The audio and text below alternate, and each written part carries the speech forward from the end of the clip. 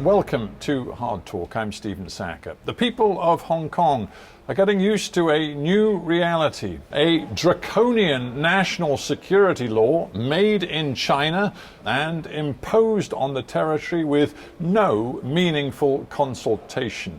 Pro-democracy activists call it the death of the one country, two systems principle. Well, my guest today is the former pro-democracy politician turned Beijing loyalist, Ronny Tong. Is China suffocating the life out of Hong Kong's special status?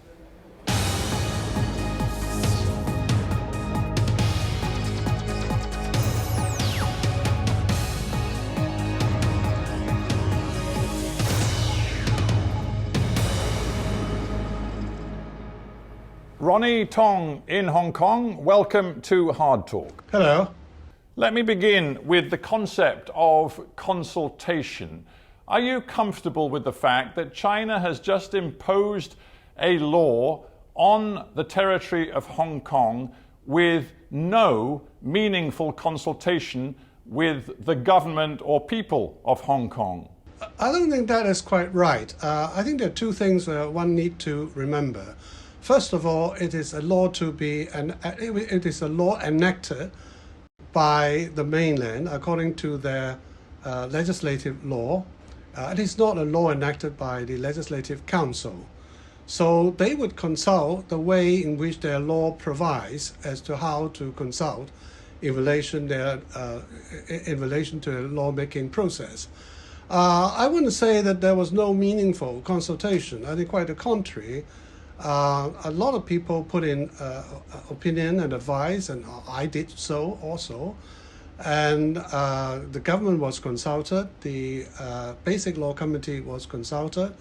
As far as I can tell, in the many opinions that are provided to the MPCSC, some of them were taken up, others resulted in introducing some kind of compromise in relation to some of the provisions. Mr. Tong, it's hard to take that seriously, this notion there was meaningful consultation, when even your chief executive, Carrie Lam, said she did not know what was in the National Security Act until literally hours before it was implemented.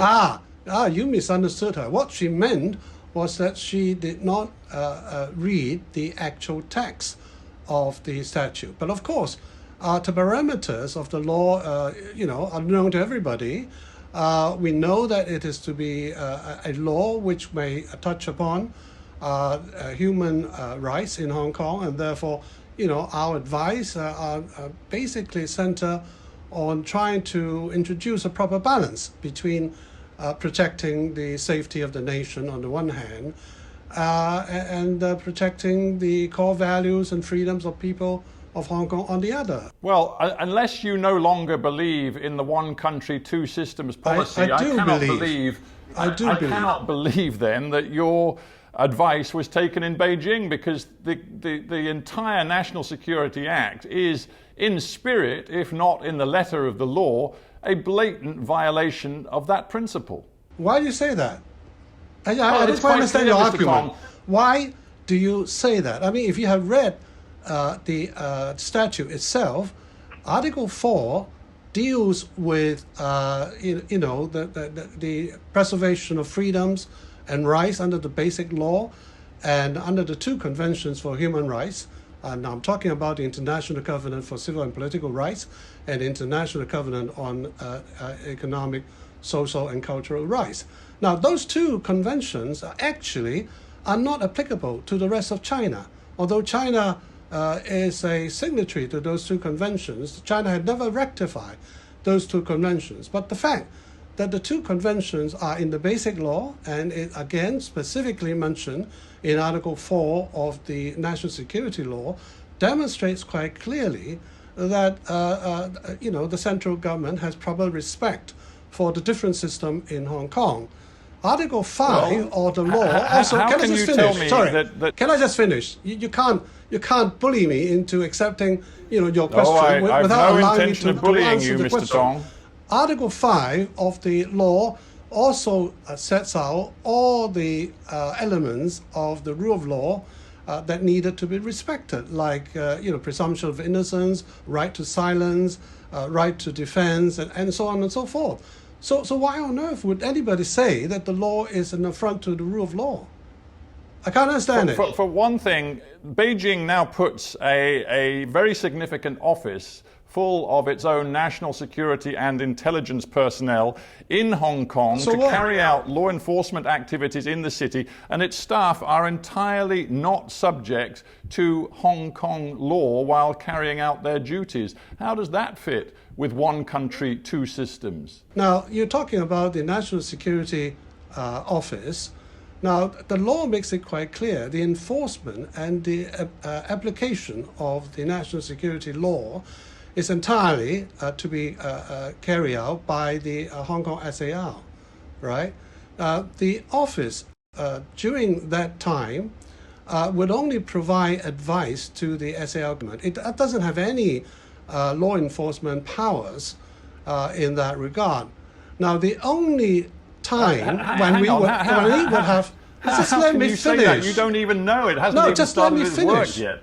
The only time that it would take on cases would be, under one of the sections, I think it's Article 55, where, very special circumstances exactly, Mr. Tong. Thank you for turning to Article 55. I appreciate it, because Article 55 makes it plain that in serious and complex national security cases, as defined by Beijing, that the defendants can be transferred to the Chinese mainland for prosecution. Now, if you look at Article 55, it makes it quite clear that the office would only come into play if, due to some external circumstances, would makes it impossible or difficult for the SAR government to enforce the law. And it's only in those circumstances that the office would come into play. But even then, when it takes on the case, it would take on the case in enforcing the national security law, that the one we're looking at, not the mainland national security law, so that all the provisions of the national security law as we're looking at it are still applicable and would be applied by the office. Mr. Tong, I've looked at Article 55 myself. It's quite plain that in so-called serious and complex cases, they can be taken to the mainland for trial. Now, we have seen over many months Hong Kongers express their deep discontent and fury with the notion of an extradition law. We now have a national security law which makes it plain that in cases defined as serious by Beijing, they can be taken to the mainland for trial, and those defendants can face anything from 10 years to life imprisonment. Some people believe that the death penalty could be inflicted upon defendants who are found guilty in mainland courts. Again, it's a simple question, Mr. Tong, which you appear unable to answer. No. How does that fit? No, How does that fit with one country, two systems? I resent that. I'm sorry, you just haven't been listening to what I'm saying. I am saying that under this law, the only time when the office can come into play and bring cases against people in Hong Kong would be within a very narrow compass as defined in the law. And even then, when it takes on the case... And who defines this narrow compass, Mr. Tong? Who defines it? No, I'm sorry, finished. You're not answering any of my questions. No, you're not allowing me to finish narrow the question. You're not allowing me to answer. I'm asking you simple questions which require simple, straightforward, honest answers, not obfuscation. No, I'm not obfuscating it at all. You are putting, questions on a false premise, and I'm trying to explain to you. No, I'm certainly not, Mr. Tong. Why your question was based on a false premise. I ask simple questions. Frankly, I expect simple, clear, straightforward answers. I expect simple, clear questions which are based on facts. And I'm not expecting questions based on misinformation. All right? I'm not giving you any misinformation, Mr. Tong. Indeed, you are. You're just not accepting it. I've been trying to say to you that when the office takes on a case, it would take on the Hong Kong national security law, not the mainland national security law. The only difference is that it would come into play if and when the SAR government is not in a position to enforce the law, or that is not in the position to govern Hong Kong. This Exactly. is akin And those to Article decisions will be 18 taken of in the Beijing. Basic That Law, is quite clear. which states it very clearly that when there is a situation that Hong Kong government is unable to govern due to serious disturbances or perhaps in a state of war, then the national government would come in. Now, that's the same situation as you will find in any other country, if I may say so, in any other federal to be government. unwilling to engage and I see with nothing me wrong on the with that. detail. Perhaps And I you will certainly don't engage- think that it is a disrespect of the one country, two systems. Quite the Perhaps contrary. you will engage. It allows for If the you- two if you- systems to If operate you won't engage in the with way me, Mr. and Tong, as maybe far as you'll you engage can. with some of the most respected legal scholars in Hong Kong. Professor Johannes Chan at the University of Hong Kong, quote, "It is clear this law will have a severe impact on the freedom of expression in Hong Kong, also on the personal security of the people of Hong Kong. Effectively, China is imposing the People's Republic of China's criminal system onto the Hong Kong common law system, leaving Beijing with discretion to decide who should fall into which system." Is that a question? That is his analysis Is that a question? of this law. I'm asking and as you, I is that a say, question? As I say, You're simply he repeating is clearly what somebody suggesting said. this is a violation. You're not putting a question properly. Now, the law says that it would be enforced in the common law, under the common law system, as I have explained it to you, with reference to protections under the Basic Law and the two conventions on human rights, and with reference to the rule of law and all the protections to a defendant will be there.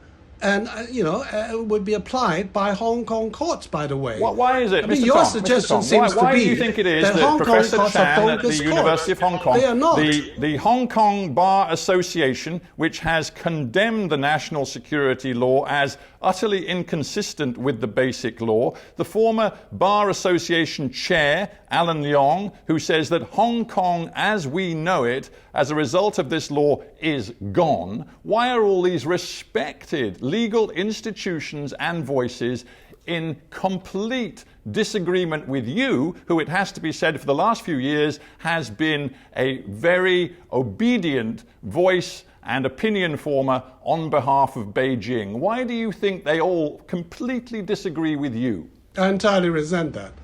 I was a bar chairman before Alan Leong, all right? And I've been a Queen's Counsel and a senior counsel, for 25 years, all right? Now, And yes, you are they now are politically motivated. completely I in have not disagreement with finished.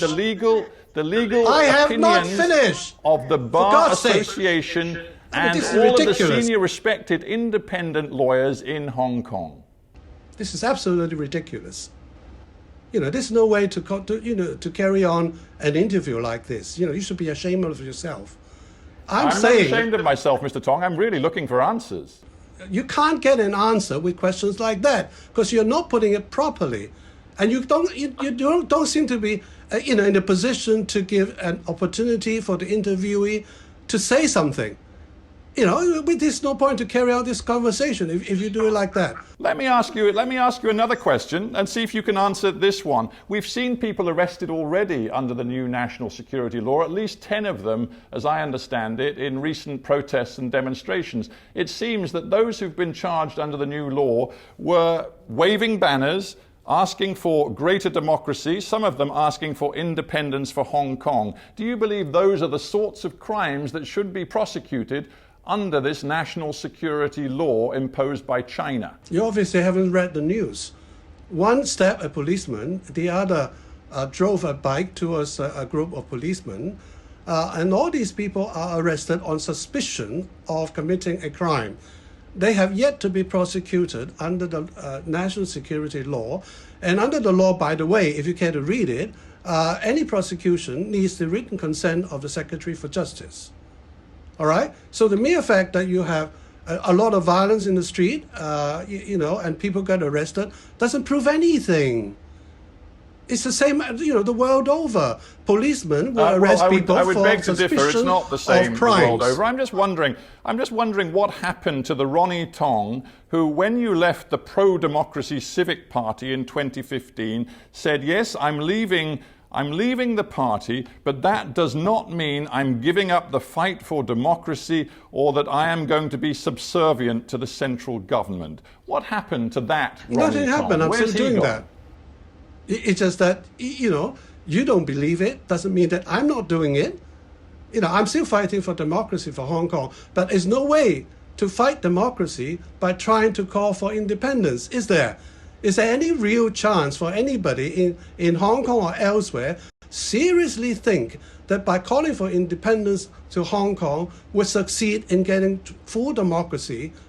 You seem to be saying in Hong Kong. Forgive me if I'm misunderstanding you. You seem to be saying that anybody who expresses an opinion pro-independence is committing a crime. You never allow me to give you an answer. This is ridiculous.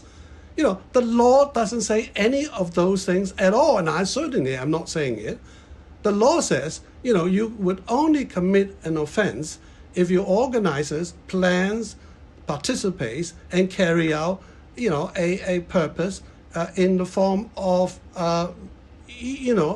harming the national interest or national safety of the country. You know as well as I do that the people in Hong Kong who call for independence right now are living in fear because they fear, and indeed they know, based on what they've seen over the last few days, that they face serious risk of arrest under this new law.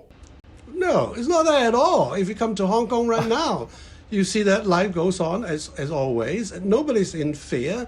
Nobody's fleeing the country. Quite the contrary. Over the last few months, tens of thousands of people have flocked back to Hong Kong because they have every confidence in the SAR government. So you're missing the point entirely. As you know, Nathan Law, who is one of the leaders of Demosisto, the movement for democracy and fundamental reform in Hong Kong, has fled the country because, in his words, he says, what we are seeing is the start of a bloody cultural revolution, and he cannot continue his political activities in your territory. I think it's just political ploy. He's free to go, he's free to come back. There's no warrant against him as such, and there's nobody persecuting him or prosecuting him. But, he would like to make use of, what he's doing as a political ploy. So, he's free to do that. Nobody's blaming him. He's free to come back if he wants to. It is about Hong Kong's international reputation. Whether you like it or not, the US government is talking about new sanctions on Hong Kong. It has withdrawn Hong Kong's special trade status. The United Kingdom is talking about allowing, in the first instance, hundreds of thousands, but possibly up to 3 million Hong Kongers with the overseas passport, which allows them entry into Britain, allowing them to come to Britain and reside here for at least 5 years and maybe seek permanent residency in the UK. Governments around the world have looked at what China has done. They regard it as utterly unacceptable. Well, first of all, no responsible government will succumb to political blackmail based on lies and misinformation. In any event, as I have been trying at pains to tell you, the law is to be enforced by the SAR government, not by mainland China. And it is to be adjudicated upon by our own judges.